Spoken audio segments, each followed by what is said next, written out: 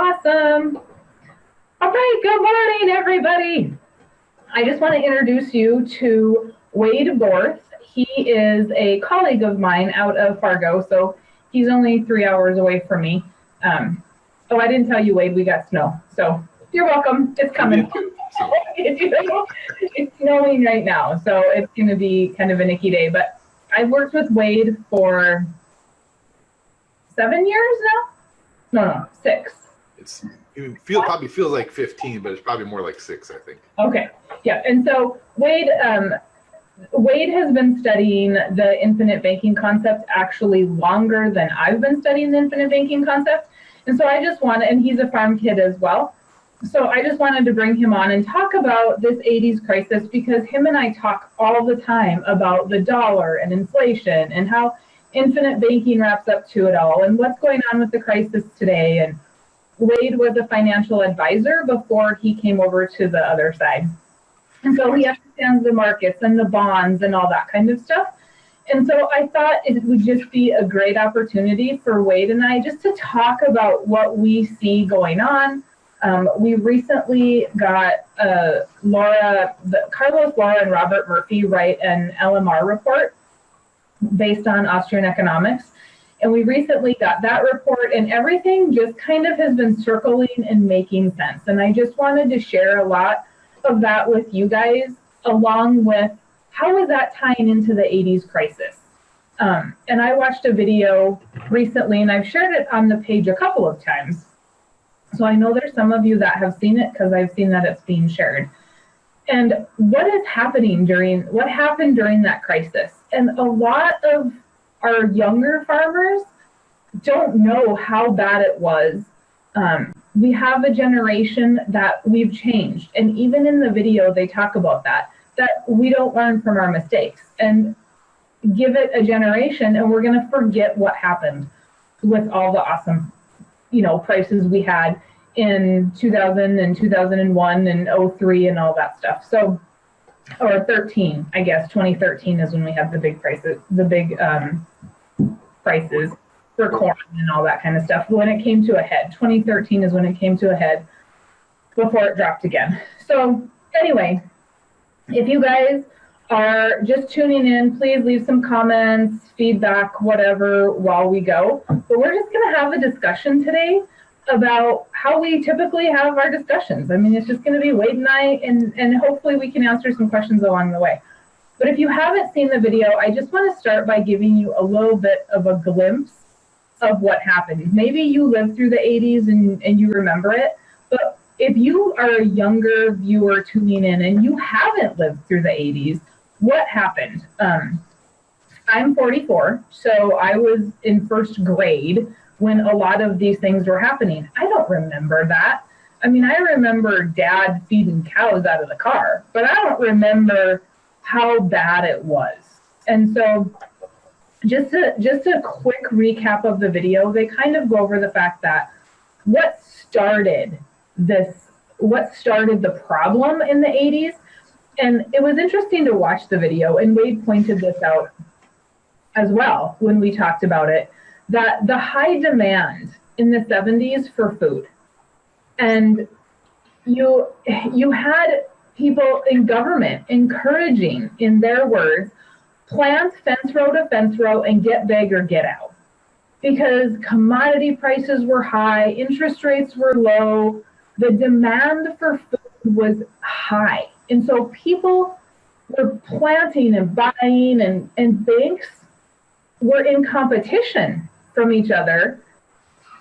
And Wade, maybe you can explain this better, but the banks were in competition with the feds, correct? Right. So just on that point, so just to give you a little background, so I grew up on a farm, central, I call it central North Dakota. You probably call it eastern North Dakota, from where you lived. But I remember my parents going to the federal land bank to buy land. That's a government agency, which was in direct competition with all the other local banks. So in Farm Credit Services. So the point is that we had these quasi-government agencies with the backing of the government competing with the banks. And so you had a tremendous amount of money bidding for your business. And so what happened, banks were, the government through their entities and the private banks were just all in competition trying to get these loans because land prices were growing up, or were going higher, and they saw larger and larger loans. And so they saw an opportunity to make money. So they were just forcing money into these farmers' hands. And so what does the farmer do? He goes, I should expand. My bank is telling me, my government's telling me to expand. Wait, but back up, wait. Yeah. The federal banks were expanding. The federal banks were competing against the local banks. We talked about this the other day. Right. So because you have a federal bank backed, you have a federal loan from the federal land bank or whoever you were talking about, right? And then you have the banks, and the banks are trying to compete, and because everybody wants the farmers' money at this point. We're in the 70s and it's great. And everybody wants that money. And they want that money because of fractional reserve banking, because the more money you give them, we can lend 10 times. Correct. So in 79 then, or in 71, Nixon removed the gold standard. Well, now we can print as much money as we want to lend more money to farmers, creating this massive problem of overlending and inflation. Inflation on the land, especially. Mm-hmm. And so inflation across the board. So back in the late 70s, we saw inflation rates hitting 14, and all inflation rates is, or what that means is that the price of everything going up on a percentage basis. Mm-hmm. So what I was trying to explain to my son is like, you know, your box of Cheerios today, we buy for $2, and then a year from now we pay $2.15 for it. Mm-hmm. So it's the same box of Cheerios, same size of box of Cheerios, but we're paying more for it, and that's all inflation is. Right, but that inflation is caused by the gold standard going away, and we can just print money however we want. So when we remove the gold standard from the banks, now what happens?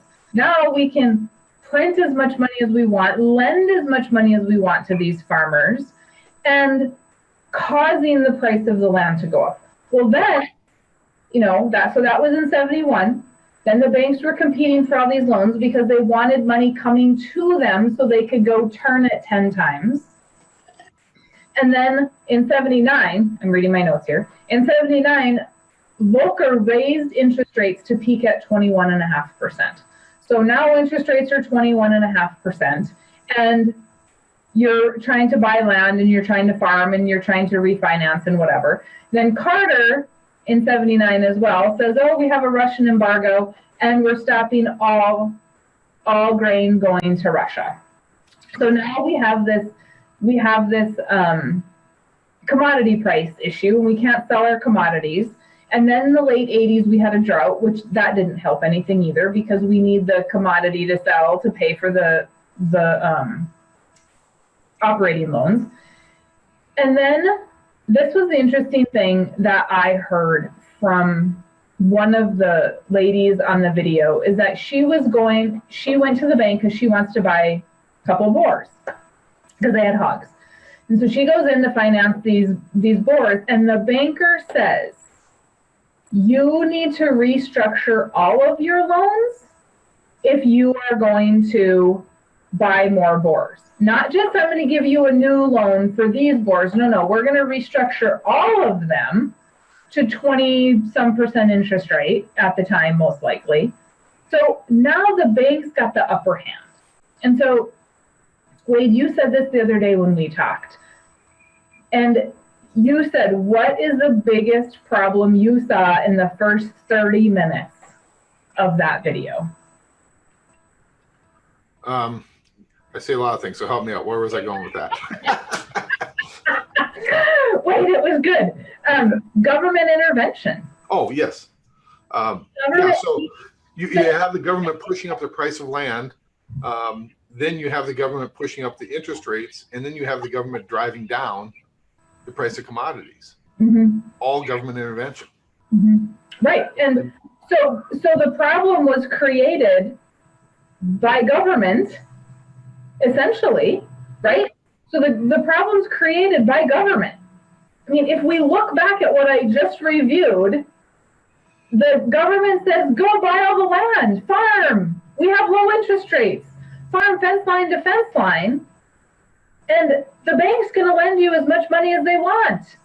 And then the banks recalled the notes and the gold standard went away and the embargo came on. And so the government's telling us on one hand to expand, and then on the other hand, they're taking it away from us. So we really have to think, do we want the government intervention? And even with today's markets the way they are, farmers will say, well, I need help from the government. The government should be putting some sort of price on our commodities.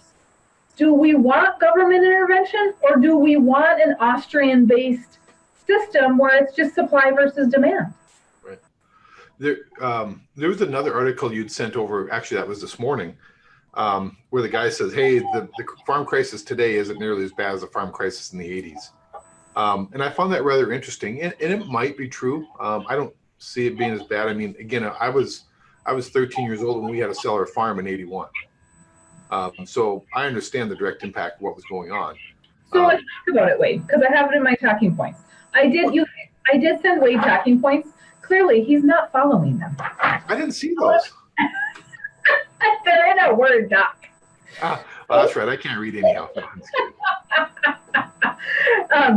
So since he already went there, let's go there. The guy that he's referring to in the article that he's referring to, he says there's 4 things that are going to stop us from, that aren't going to cause a repeat of the 80s. There's 4 things. And one, he said, is the... he says increased regulations. No, he said stronger real income accumulation. Ahead of the current downturn, farmers accumulated much more income, especially cash, than they did in the 1910s and 70s before the previous farm crisis. So basically what he's saying is farmers have a lot more money this time, a lot more liquid cash this time, or accumulated cash this time to help them through. Now, I'm going to argue. I'm going to argue on that point because I talked to thousands of farmers and they don't have the cash. They don't have the flipping cash. Right. They had cash. I mean, you saw it, Wade. You were with me at farm shows. Yep. In 2013, right after the book was out, and farmers would walk by me and laugh in my face and say, I don't need that book. I'm farming without cash. And they puff their chest out, right? Because we had the cash. Today, those same farmers don't have the liquidity because they've put it into equipment and they thought that equipment was going to be there forever, or they overspent or whatever. Is it all of them? No, it's not all of them. Some of them may survive because they remembered the 80s, but some of them aren't going to survive because they didn't remember the 80s and they thought that it was just going to last forever. And there's one article. Let me get this in 1 sec. I know you got something to say. But this guy said, this guy survived the 80s in this article, and he said, I'm thankful for it. I'm thankful for the 80s because I kind of know. I'm thankful for it because I kind of know. Don't forget that those times could come again. And he was always prepared. He said, the 80s taught us about world trade. They taught us about exchange rates. They taught us about interest rates. They taught us about inflation. Things that farmers before them may have been aware of, but they didn't realize that what happens on the world stage could put them out of business. Yeah. So what do you think we have the liquid cash? Farmers and non-farmers alike. Well, I would go back and say that in that article, he talks about income, stronger real income leading up to the crisis. And I would tend to say, yes, that is the case. They had income, but what did they do with that income? Did they save it? Did they reserve it? Mm-hmm. Very few people reserved it. They plunked down $500,000 in a grain handling system, or they plunked down the same amount of money, whatever they had in reserves, to put up buildings or to do improvements on their operation because they're taking over from dad or whatever it was. I think there was some great real income in those glory days, but there was no reserving of money. So I think his statement's kind of correct, but your statement's probably even stronger in the sense that at the end of the day, there's no money to be had. There's no cash to be had. They have assets. And we talk about this all the time. What's more important, assets or cash flow or cash? Assets look good as long as somebody's willing to borrow give you money against that asset. And that's really what happened in the 80s. If you remember, again, the land prices went up. They were going to collateralize it. And this is the same thing that's happening now is that land prices went up and they go, oh, yeah, we'll borrow you money because land prices are increased. And so they're going to give you money. But when things started to go bad, what happened? Now they wanted to recollateralize your loan. And now they're, instead of taking that quarter of land that you're trying to buy and using that as collateral, they wanted that quarter plus the other 2 quarters that surrounded your house. That was in the 80s. Sounds real familiar with what's going on today, does it not? Yes. Yep. Because we're going to put on, we're going to put one piece of land up as collateral for another piece of land. And that's the land itself. That's actually talked about in the LMR report. Yep. But before we get there, I want to go to, and I don't know, wait, I can't see you're looking the other way. Oh, I'm sorry. Can you, that's okay. Just move your screen to your other monitor. How's that? I'll move that over. Oh, that's better. Yeah, it's nice to see you. Yeah. So the other thing that he talked about was, he said the second thing that he thinks is going to be a different factor is that low interest rates we have low interest rates now, which we did before we did in the 80s as well. However, he said interest rates are going to come up at a much slower rate this time than they did before. Right. You and I talked about that exact same thing the other day as well. And so, and you had a great comment about that, meaning it was catastrophic in the 80s. I mean, we went from 7 to 21%, where now we're going up slowly, but we're going up slowly to slowly bring down inflation. Because the one thing that the LMR talks about as well, and I think I can put a link to the LMR report in the comments as when we're all done here. But what they talked about is that Bernanke made it clear in 2010 that his 0% interest rates and QE program would directly drive up prices in the stock market, and all to create wealth and increase confidence in our dollar system. And when we have low interest rates, people buy homes, people buy land, people buy whatever. And so we've now created this 08 bubble that we had in 08. And so now we're repeating that, right? Don't you feel the same way? Very much so.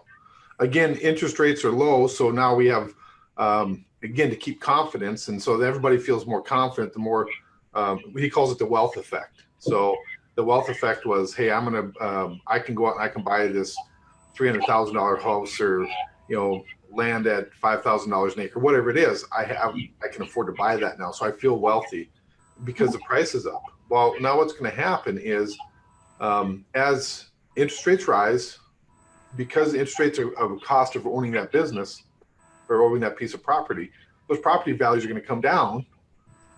And then what's going to happen is the banks are going to go, well, wait a second. We borrowed you $300,000 on a $300,000 house if you're somebody that lives in town.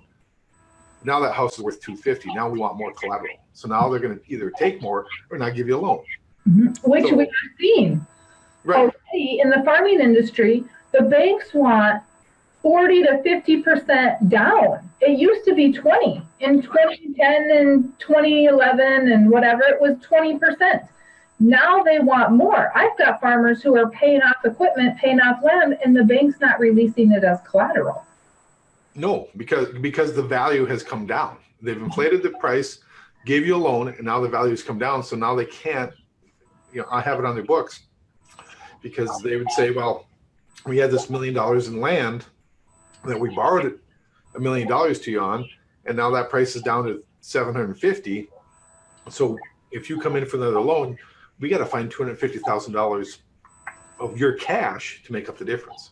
Or, as Carlos says in his article in the LMI report, he says what happens with these inflated values deflate is that collateral will not cover the loans and banks are forced to take more collateral to cover or seize the property before a total collapse. Exactly. And so if the bank feels like your $1 million collateral isn't enough because it's going to fall below $1 million and they don't have any more collateral to take from you, they're just going to seize it. They're going to call the note. Yep. Oh, and so if we look back at the 80s, that's why they were selling and that's why they were having all these sheriff auctions, is because they didn't want to lose any more than they had. They wanted to get it turned and sold as fast as they could. And we say it over and over and over. Banks don't want assets. They don't want your land. They want cash flow.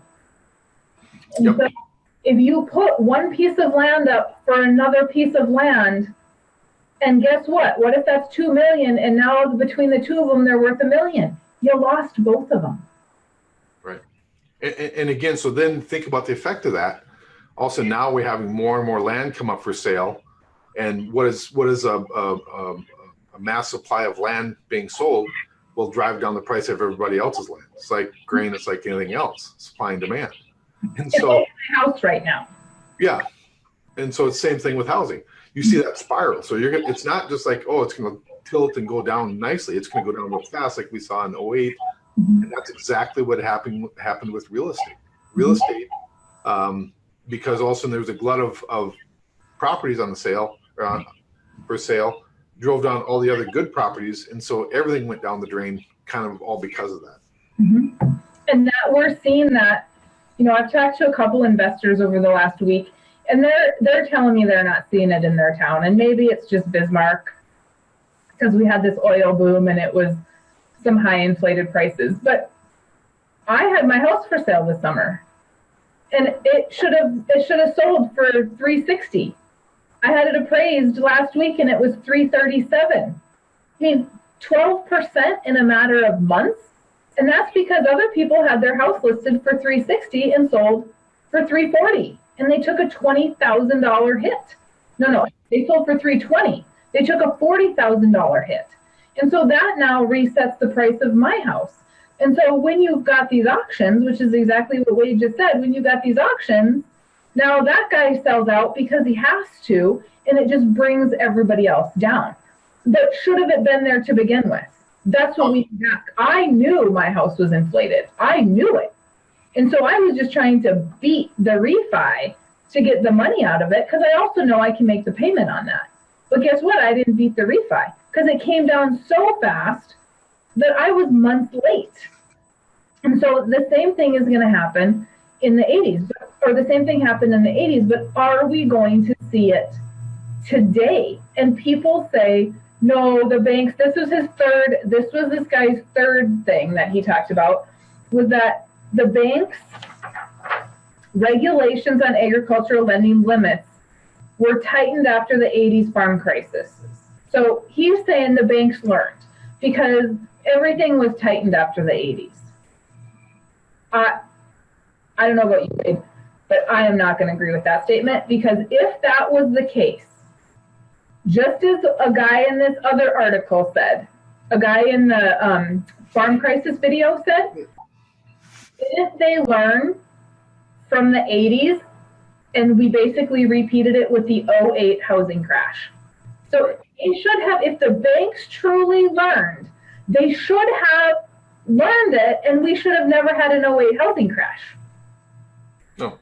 So now we have an 08 housing crash, and now we're in 2018, and we've got inflated values again because interest rates were down, and Bernanke's trying to boost, Bernanke, purposely did that to boost up the dollar. So what's going to happen? Yeah. And it's a game of musical chairs, and everybody wants to be, all the banks think that they'll be able to get out before they're the last man standing. And that's what happened in '08. Everybody thought that they could profit from it. And I think everybody kind of knew that everything was overheated and overvalued. And I remember Bernanke saying there was irrational exuberance, if you remember that statement, in the market. And they were talking about this irrational exuberance. Well, everybody kind of knew it, but it's like what's going on in the stock market today. We see institutional investors leaving the stock market, and they've pumped it up, and they've got everybody so excited that individuals are putting money in, and the institutions are leaving, and it's leaving the individuals kind of holding the bag. And we saw this in 2000. I remember I was in the middle of my financial services practice back in the day, and if you couldn't do 30 or 40% for people, you weren't going to talk to them because they could throw a dart at the board and you get that. But what happened, if you look at the numbers, all the big institutions were starting to back out in '99 and 2000, and then when all of a sudden one individual started saying, "Hey, this is way overvalued," and then there's like a race, all the rats were leaving the ship, and then the last rats were the individual investors. But before then, all the institutions and all the guys, big hedge funds, had already left. And that's the same thing with land, with farming, I think, or not farming, but with outside guys buying land. They're going, "Hey, well, this is probably overheated. We're either going to sell or we're not going to buy anymore." And so now you're seeing that land come down. And the negative impact of that, again, goes back to the fact that the banks, they want collateral. Right. Like to that guy's point, increased regulations, they're required to hold more collateral. Yeah, okay. All those things that guy talked about in that article, and the last one he talked about was the crop insurance participation, is all designed to protect the lender. It's nothing there is designed to protect the farmer. Good point. So, that's exactly right. And there's crop insurance, but what kind of crop insurance are you buying? Are you buying crop insurance to protect 90% of your crop, or are you buying crop insurance to protect 50% because it's so expensive? Right. What is it that we're buying? And so we have to look at that too. But I want to backtrack just a hair, Wade. Yeah. We talked about, and Carlos mentioned this in the article as well, that people like you and I are buying stocks when it plunged here a few weeks ago. So people like you and I are buying these stocks, but the actual institutions are selling. Right. Can you explain how that works? So big institutions. Let's take the pension, New York, California. Let's go to California. The California State Pension Fund, huge, billions of dollars. So they have parameters of valuations and different stuff they look at, and they say, okay, we can, we're going to buy as long as all these things kind of fit in our parameters. But when things start to get a little out of line, by rule or by understanding, they're going to say, hey, we have to get out of these positions now. But they've created so much excitement because people pick up the paper and go, oh, the stock market's up 30% this year. I need to get in. So you get enough individual investors getting in, while the big hedge funds, the $1 billion, $100 billion hedge funds are getting their positions out. Does that make sense? Yeah. And so you're replacing the people that know and have access to information. Those people are leaving and they're being replaced by individuals that don't have access to information. And then again, the music stops and who's left standing. Right. So you're buying when they know something's going to happen. Right. They're selling and we're buying it because it plunged and we think it's a great deal. So we're going to buy what they're selling. Yeah. And they say buy on the dips. Well, and they're getting out before the bottom falls out of it. Correct. And they're already out. You go back to, I just think back in 2000, I remember the market would go down like 6 or 8 or 10%, and everybody was in a rush to get back in. So then the market would run back up again. And then it would dip again, and the market would run back up again. Because we were told to take our cash, our liquid cash, and take advantage of those dips. Well, we kind of lost sight of the fact is that when it came down, it didn't come down 10%. It came down 30, 40, 50, 60, 80% in some cases. And then everybody was out of money because you put your money in towards the top. So what do the institutions do? They go, oh, it fits in our evaluation again. Now we can go ahead and we can buy those stocks at that valuation. Oh. Yeah. That makes sense. Okay, good. You guys, I don't understand the market thing. I never liked it. I never played it. And so that's why I like Wade to chime in on some of this stuff, because he can put it into English. Like, and if he doesn't, I make him put it in English so that the people like you and I can understand that, because I wasn't in that world in 08 and 09. I just was pissed off at the world because I was losing my money and I was told to just leave it there, just hang in there, Mary Jo, it'll come back. And then you're told to invest, which is exactly what Wade was just talking about. You're told to invest with what? I didn't have any money to invest with. And how do you know when to buy? It's just like marketing your grain. You have to be timely about it. But when the market is being manipulated by the big dogs, that's the scary point. And this is one thing that Carlos had in his article, is that here I want to get the exact quote from. So Carlos, his attorney had talked to him 3 days before he wrote this article. Now, this article was written just a few weeks ago, and Carlos's attorney, the attorney was told by his stockbroker, sell every stock position you own immediately. When your stockbroker is giving you that advice, that's alarming. And is it just affecting the stocks? I know we kind of got off track a little bit. Is it just affecting the stocks? How is it affecting the farmers as well? Well, if you have an off-the-farm job and your money's sitting in a 401k or an IRA, it's going to affect it. If the inflation is still the land prices, it's all going to be affected by this rise of interest rates to bring the land value down, and banks are pulling back. And they are not pulling back solely because of commodity prices. They're pulling back because the value of the land is going down, and they understand inflation.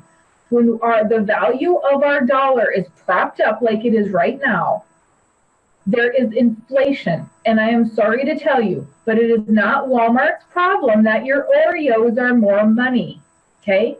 The Oreos are more money because it takes Nabisco more dollars. I think it's Nabisco. It takes them more dollars to create that Oreo. Everything is more expensive. At the end, the consumer is getting it. They're the ones paying for it. The bag of Oreo sizes went down.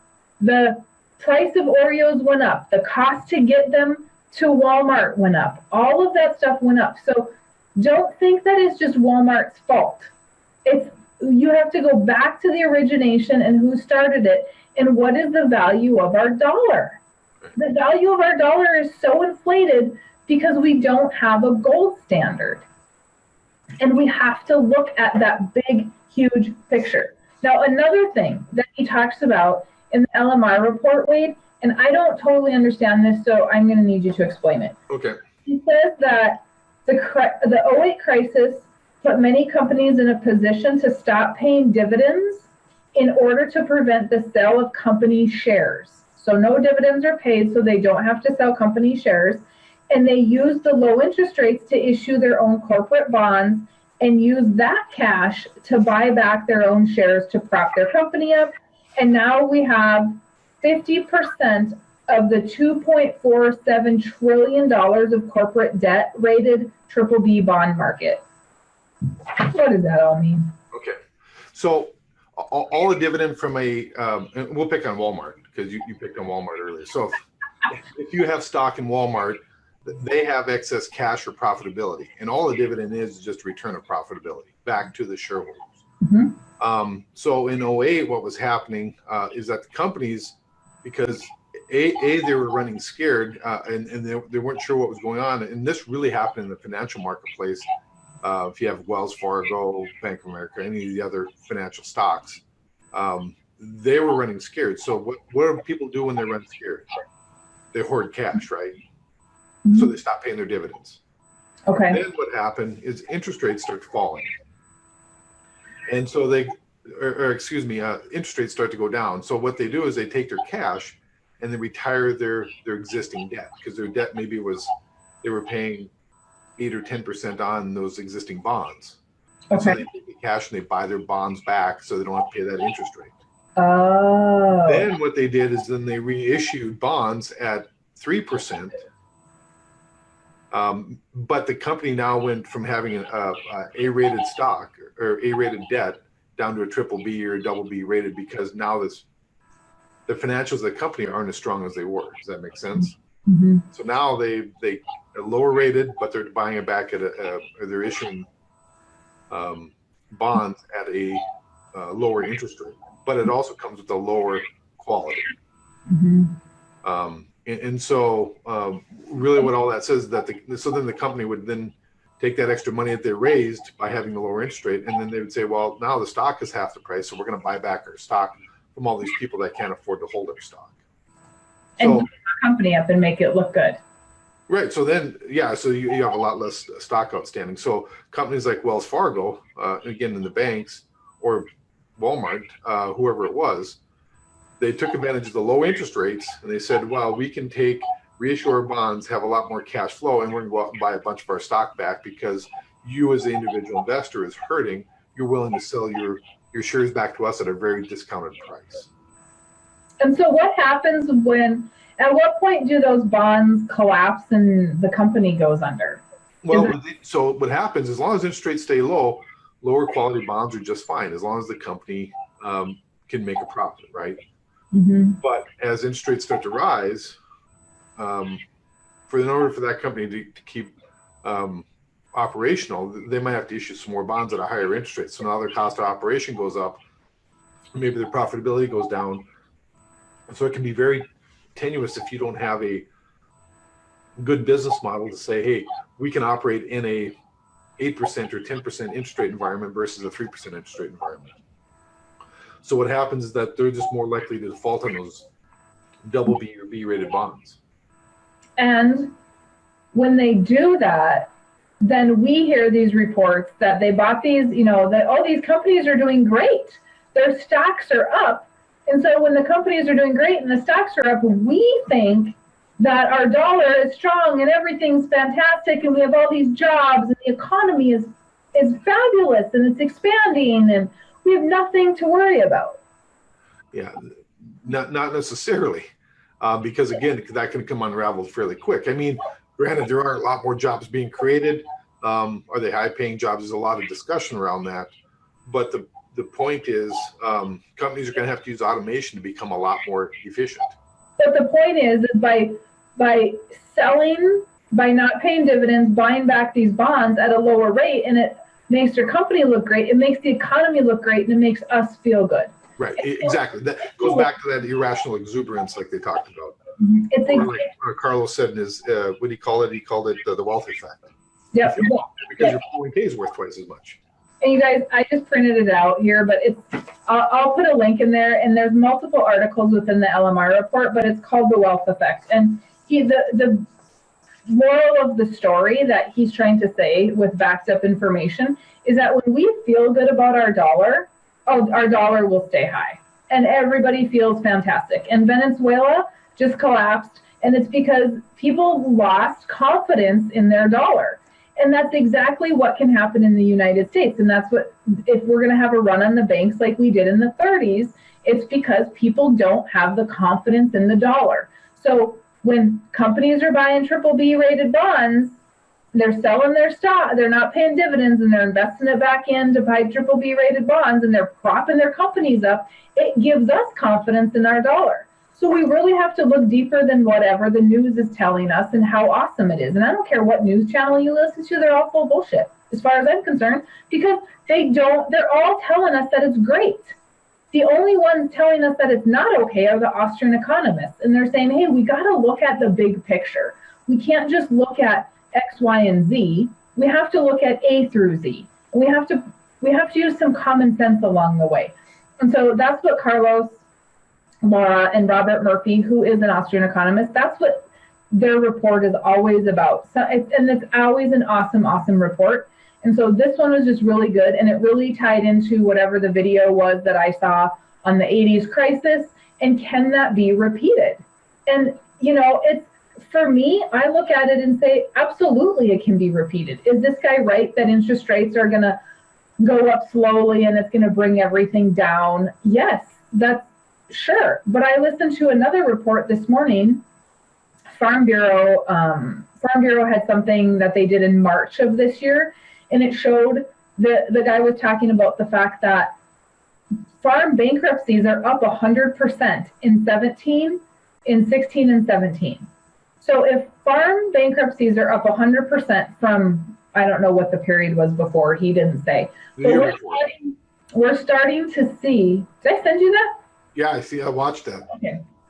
So we're starting to see that the bankruptcies are starting. So then we go back to this other guy that said, well, we had the cash reserves built up. Did we? If our farm bankruptcies are up 100%, did we? And I mean, 100% could go from 0 to 1. That's 100%. Let's be realistic on what 100% is. They didn't give any actual numbers. They did have a little map on the bottom of that showed, as of March, what areas of the country were up and what areas of the country were down. And the Midwest was up and Texas was up, and the only people that were down are over like by Washington and stuff. But we still have to take that into consideration, that we've got an increase in farm bankruptcies. And because we need to have liquid money, we don't need all of our money in assets. And when the bank tells us to expand, like one guy said in the 80s video, he said the banker came out on Sunday and said, have you lost your mind? Why aren't you ready to buy that land that's for sale? There's another 240 acres or something for sale. And he said, I can't keep up already. Why would I buy more?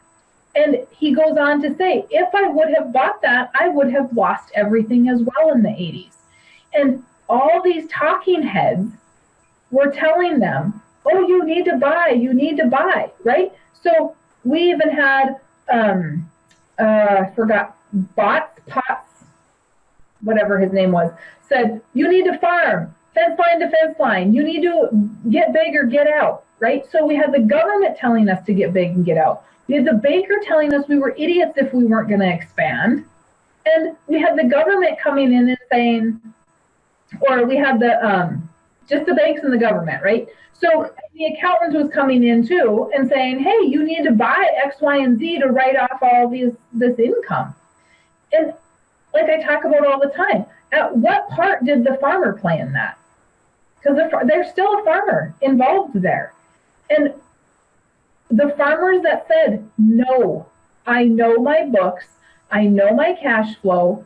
If times are bad, I'm not going to be able to pay for that, because what goes up must come down.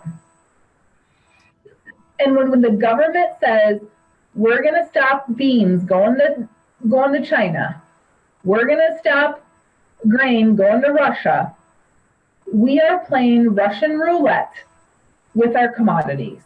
And we have to understand that the government's fingers are in our business. I don't care if you're a farmer or a non-farmer, the government's fingers are in your business. And if you allow them to have their tentacles in there, you better be prepared for worst case scenario. And that is what Nelson Nash that I talk about, the founder of the concept Wade and I teach, he does not like government intervention. And that is why he is very adamant that if you're going to take something from the government, it means you have to give them something so they can give you money back. So if you're going to get anything, if you're going to get a soybean bailout, guess what? We have to pay taxes in order for that to come back to you as a soybean bailout. The government doesn't create its own money. They take from us to give to you, or they take from you to give back to you. Right. You know, so do you want the government intervention? If we look back at the 80s, it's what created it. If we look at what's happening right now, it's what's creating the problem today. It is what has created the problem of land inflation, of housing inflation. If you really listen to what's going on, banks have more debt right now than they had in 08 and 09. That's scary. And interest rates are starting to rise. Mm-hmm. How high do you think they'll go? That's hard to say. You know, the problem you have is that it's been artificially low for so long. It's just like a pendulum, right? So it goes so hard, so long to one direction. When it swings back, you're going to see that probably go way higher than it should be. You know, and that's kind of what we saw in the early 80s. Now, are we going to see the 80s interest rates? I doubt we'll ever see that again. Yeah. But who knows? I mean, never say never. Right. But the new norm, and I have my nephew actually he's in the mortgage business, and he says people have become he says they become outraged when the home mortgages are at 5%. Mm-hmm. He says the statistical average right now is like still 7%, is 6.5%. And he says, but they're outraged when it goes from 3 to 4.5. Mm-hmm. He says they're still terribly low. He said the problem is they're going to keep going up and you have to balance things in life, right? Mm-hmm. So they've been held so low for so long that you can get that rebound effect. You might see interest rates, go fairly high. Possibility, and nobody will even want to talk about this, but can we see 10% interest rates to borrow money? Yeah, because what's going to happen is that, again, it goes back to, as long as we have the ability to borrow cheaply, we're going to buy things at a higher price. Mm-hmm. And then they're going to have to slow that down somehow. And that's going to be raising interest rates. Mm-hmm. And we as consumers need to think. Yes. If the 5% interest rate, is it horrible to have to pay 5% to have access to money? Because it's balancing the bubble. Right. If we want zero and we don't want a bubble. We can't have both. And so if things would just stay the way they are and government would quit inflating the damn dollar and quit manipulating the interest rates, we would never have these ups and these downs. We could stay level. And if we had the liquidity and we had what we needed and we weren't subject and held hostage by the golden handcuffs of the bank, then we wouldn't need to sell grain to pay the bank off. We could hold it until the market came back. We wouldn't need to be having these auctions, right? So if we band together, and that is what somebody said in one of the articles that I read today. Shoot, I think I forgot to highlight it. But in one of the articles, he said if farmers band together, they would be stronger. And I say that all the time. We have all these people that have wheat. They have a wheat commission, they have a durum commission, they have soybean commission, they have corn commission, and everybody's separate. Well, how about we just all band together as farmers, put our money in one big pool, because we're going to be able to utilize it better, and we're going to be able to regulate things better.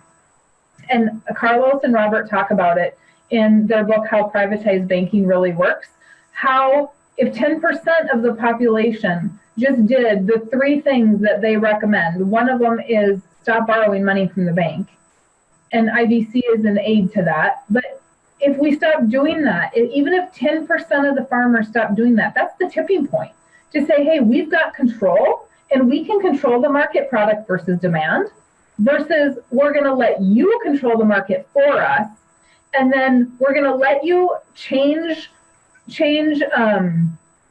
rules. We're going to let you manipulate our interest prices. We're going to give you everything. How about we take back that liquidity, have that control ourselves, and manage our own numbers, and stop letting the accountant manage your operation and the banker manage your operation, because that operation is your responsibility, not theirs. And guess what? The banker and the accountant don't want that responsibility. They want you to run it yourself, but we have to run it like a business.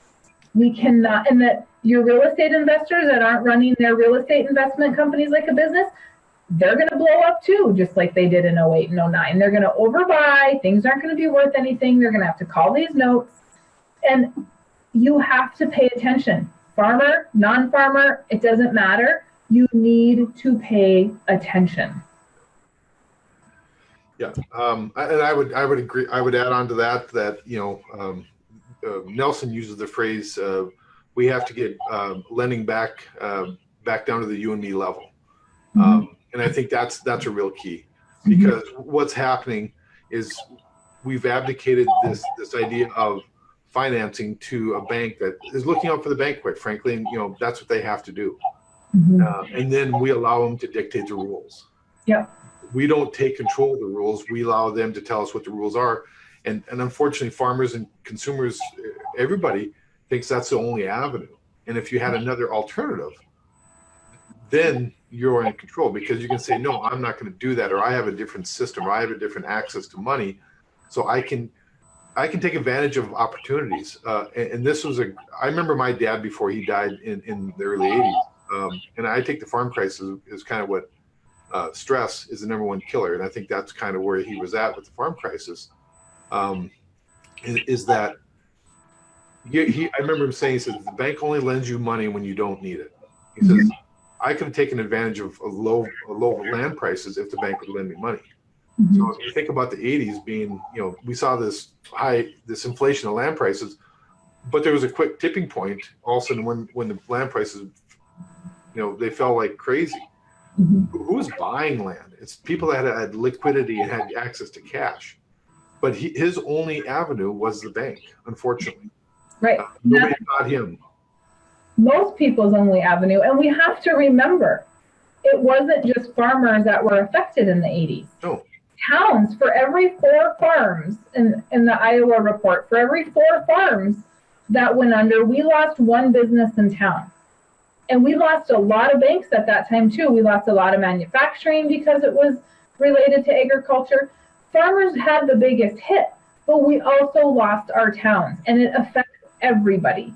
So if you're not a farmer, don't think that this shit's not going to affect you, because it is. It's all a trickle-down effect, and it's going to hit somebody it's always going to hit somebody harder than it's going to hit somebody else. But it's going to affect everybody. And so everybody needs to pay attention. So do you have something to say? No, I would agree. Because again, it goes back to, here's just a good example of what you're just saying. I remember back in 2008, I had started the infinite banking process. I had some money in my policies, and we were going to do a home remodel. We're going to add a garage, and Wells Fargo shut everybody's line of credit off. Everybody's line of credit. And we had our line of credit lined up to build that garage, a home equity line of credit. One day it was there, next day it was off. Our house is still the same value it was the day before. My income was growing. It was probably better than it had ever been, but they just shut it off because they shut everybody's off. Yep. And it's because the valuation of your house was coming down and they wanted to protect themselves. Right. Well, it was the valuation throughout the country, not so much in North Dakota, because remember in 2008, North Dakota was in pretty good shape. Oil, we had, the economy here was doing really well. But again, when you were talking about, it affects everybody. So what was happening in California and Arizona and Florida had a direct impact on us as well. Yeah, it does, because the banking system is a pool of money. Right. They're not individual banks, they're a pool of money. And so we have to pay attention to that stuff. We need to have liquidity, we need to have control. Assets are not necessarily the key. And you can't, I talked about this on the live a week ago or so, you can't just assume that because you have equity in your land, the bank is going to continue to lend you money. You're going to walk in someday and they're going to say, nope, sorry, we're not lending money, because guess what? They didn't lend Wade money. They took his line of credit away anyway. And so you're seeing that same thing. The banks are pulling back, and they're not pulling back to protect you. I'm sorry to say, they're pulling back to protect themselves. But Nelson is absolutely right. You need to be your first line of what did you say? First line of credit, not the bank. So the bank should be plan B, not plan A. All right, so I think that I don't have anything else to add, and I think that we've probably talked it to death. But I mean, there's so much more on the subject, really. So I'm going to post the links to all that stuff. These are, if you haven't got my books, these are my books. You guys know where to get them, farmingwithoutthebank.com. Nelson's book is on there as well.